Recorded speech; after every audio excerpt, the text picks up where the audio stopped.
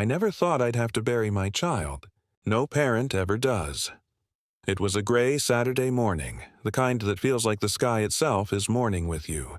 The clouds hung heavy and low, and every breath felt like it carried a weight I couldn't shake. My wife, Anna, sat beside me in silence as we drove through the wrought iron gates of Greenview Memorial Cemetery. In the back seat, a small wooden box rested on a folded blanket. Our son, Ethan. He was only 8 years old. A car accident had taken him from us 3 weeks earlier. A drunk driver ran a red light, and just like that, our world ended. We'd chosen a quiet spot for his grave, near a big oak tree overlooking the hills. It was peaceful, the kind of place where I thought he could finally rest. Family and friends gathered around, some holding flowers, others just holding each other.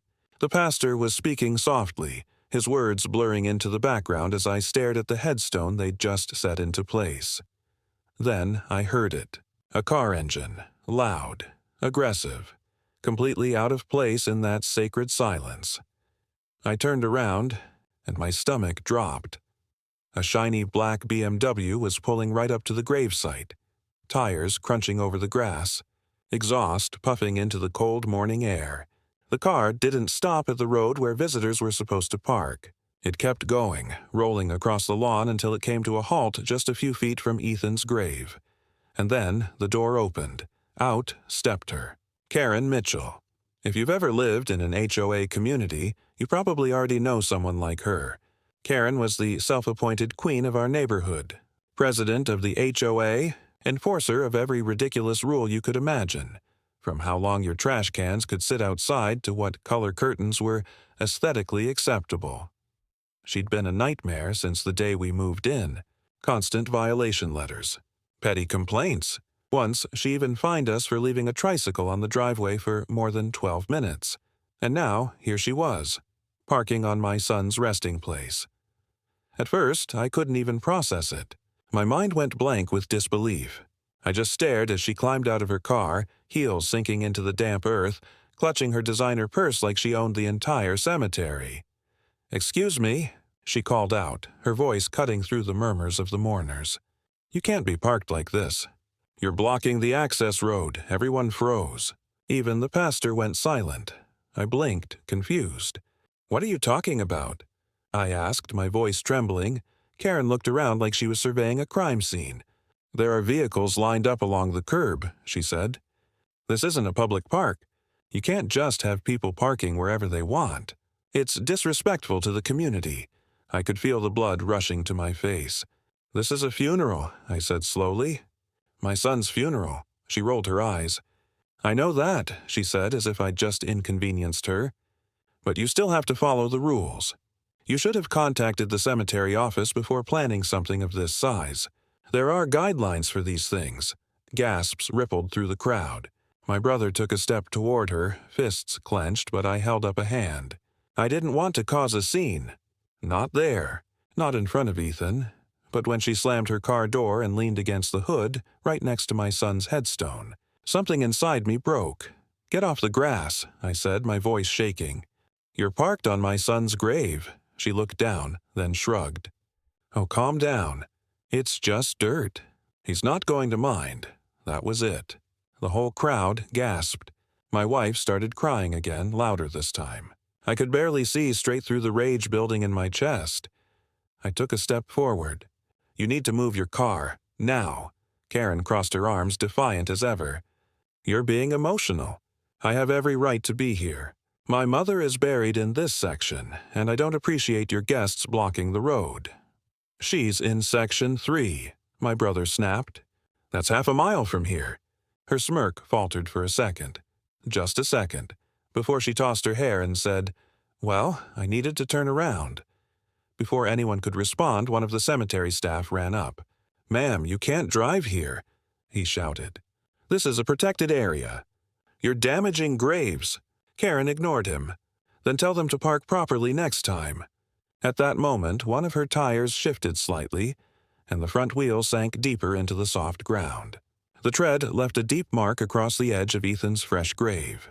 My wife screamed. I froze. It was like watching someone step on your heart. I don't remember moving, but suddenly I was at her car door, yanking it open. "Move it," I said through gritted teeth. "Now, or I'll move it for you." Karen gasped like I was the one out of line. "You're threatening me." "At a funeral?" she shouted. "I'm calling the police." "Go ahead," I said. "Please do." And she did. Within minutes, 2 sheriff's deputies pulled up. The entire funeral had stopped. My son's coffin was still above ground, the pastor frozen in disbelief. Karen stormed toward the officers, pointing at me like a child tattling to a teacher. "He attacked me! He tried to damage my vehicle!" The deputies looked at the scene. The car parked halfway on the grave, the crying mourners, my wife clutching our son's photo, and their faces changed. "Ma'am," one of them said carefully, "is this your vehicle?" "Yes," Karen snapped. "And I want him arrested for—" "You need to step back," the deputy interrupted. "Now, what?"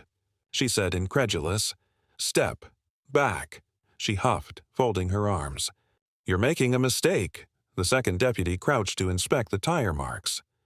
"You drove over 3 graves," he said flatly, "including this one. The soil here is freshly packed. You've caused property damage."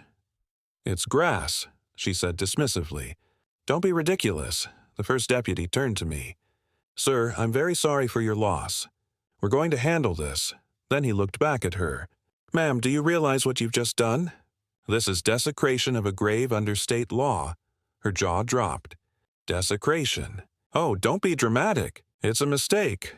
But it wasn't a mistake. Witnesses had taken photos. Video, too. You could see her deliberately pulling onto the grass despite the cones the cemetery had placed. She wasn't avoiding traffic. She was asserting control, even at a funeral. They towed her car right there. She screamed the whole time, threatening lawsuits, saying she knew people at City Hall. Nobody listened. 2 weeks later, I got a call from the county prosecutor. They wanted me to testify. At first, I didn't want to. I just wanted it all to be over. But then I thought of Ethan, of that tire mark across his grave, of my wife's tears, so I said yes. The courtroom smelled like wood polish and old paper. Karen sat across from me at the defense table, still dressed like she was going to a country club. She didn't look at me, not once. The prosecutor played the video one of our friends had recorded. Karen's car rolling slowly over the grass, her voice clear as day. "Oh, calm down. It's just dirt. He's not going to mind."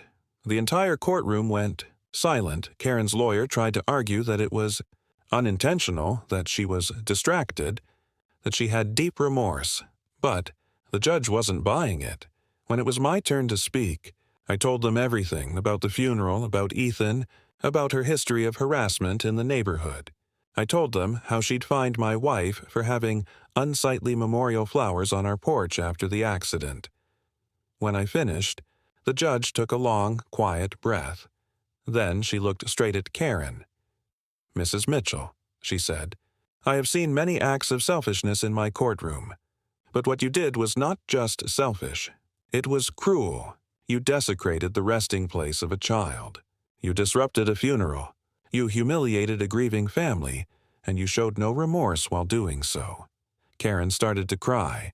For the first time, I think she realized this wasn't an HOA meeting she could control. The judge continued, "You will serve 10 years in state prison for felony, desecration of a grave, and obstruction of a funeral. Service." The gasp that went through the courtroom was almost as loud as Karen's sobs as they led her away. She turned toward me, eyes wide, makeup streaked, and whispered, "I didn't mean to, but she had. Every bit of it. A year has passed since that day. Ethan's grave is surrounded by flowers now, and the grass has grown back, lush and green. The cemetery added small stone markers around the perimeter, a rule they called Ethan's Law, to prevent cars from ever driving near burial plots again.